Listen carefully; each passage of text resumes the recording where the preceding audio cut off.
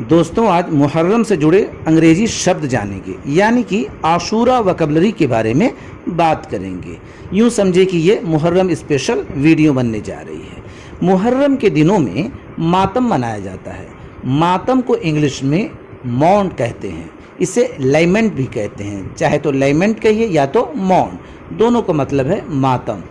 और इन दिनों जुलूस निकलता है, ख़ासकर मुहर्रम की 10वीं तारीख को जुलूस निकलता है। उसे इंग्लिश में प्रोसेशन कहते हैं। प्रोसेशन मीन्स होता है जुलूस। अच्छा, उस दिन कुछ लोग जंजीर जनी करते हैं।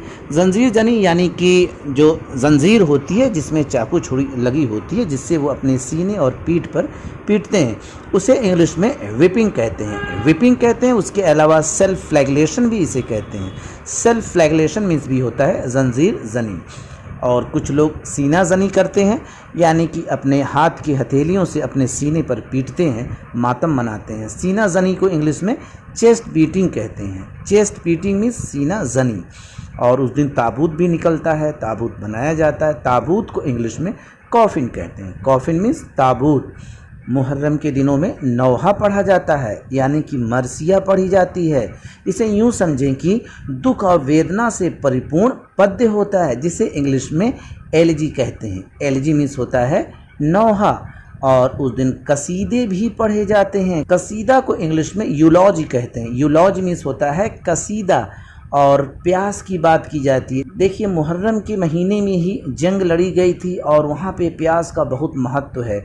अगर आप इस बात को डिटेल में जानेंगे तो बहुत ही दुख और वेदना से भर जाएंगे। प्यास को इंग्लिश में थर्स्ट कहते हैं।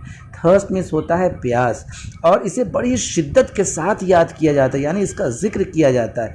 याद करना या जिक्र करना को इंग्लिश में कमेमोरेट कहते हैं। कमेमोरेट मीन्स होता है याद करना या जिक्र करना, यानी हू बहू वैसे ही याद करना। इन दिनों किस्सा गोई होती है। किस्सा गोई को इंग्लिश में स्टोरी टेलिंग कहते हैं। स्टोरी टेलिंग मीन्स होता है किस्सा गोई। करबला की मंजर कसी का वाकया बयान किया जाता है। ये वाकया ऐसे बयान किया जाता है जैसे लगता आंखों के सामने वो मंजर नाच गया हो। इस वाकया को, यानी इस करबला की मंजर कसी के वाकया को इंग्लिश में रिनेचमेंट ऑफ करबला कहते हैं। रिनेचमेंट ऑफ करबला को हिंदी में वाकया करबला की मंजर कसी कहते हैं। और बेयत करना को प्लेज कहते हैं। प्लेज मीन्स होता है बेयत करना। और तहज्जुद का बहुत ही महत्व है। तहज्जुद को इंग्लिश में विजिल कहते हैं। विजिल मीन्स होता है तहज्जुद। दोस्तों, हमने पूरी कोशिश की है मुहर्रम से जुड़े हुए सभी शब्दों की इंग्लिश बताने की। फिर भी अगर कोई शब्द, कोई वर्ड छूट गया हो तो आप कमेंट करके बताएं। उसके लिए फिर हम अलग से इंग्लिश वीडियो बनाते हैं। फिर मिलते हैं नेक्स्ट वीडियो पे। शुक्रिया दोस्तों।